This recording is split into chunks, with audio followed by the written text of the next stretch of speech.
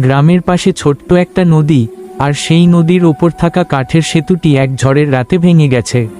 সকালে গ্রামের লোকেরা পাশে দাঁড়িয়ে হতাশ, অসহায়। কেউ জানে না এখন তারা কিভাবে পার হবে। মাঝে দাঁড়িয়ে আছে এক বৃদ্ধ কারিগর। তার হাতে শুধু একটা পুরনো দড়ি, যা দিয়ে কিছুই করার মতো মনে হয় না।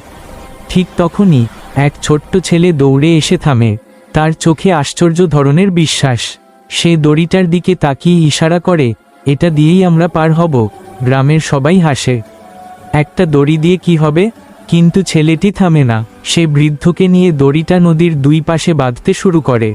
বাতাস দড়ি দোলায়, পানি গর্জে ওঠে, তবুও তারা কাজ চালিয়ে যায়। শেষ পর্যন্ত ছেলেটি নিজেই দড়িটা ধরে ধীরে ধীরে নদী পার হতে শুরু করে। তার পা কাঁপে, কিন্তু তার বিশ্বাস কাঁপে না। আর যখন সে নদীর ওপারে পৌঁছায়, পুরো গ্রাম নিস্তব্ধ হয়ে যায়। এক অসম্ভব কাজ এক শিশু করে দেখিয়েছে। তারপর একে একে সবাই দড়িটা ধরে নদী পার হতে থাকে। বৃদ্ধ, শিশু, নারী, সবাই আলো, হাসি, স্বস্তিতে ভরে ওঠে চারদিক।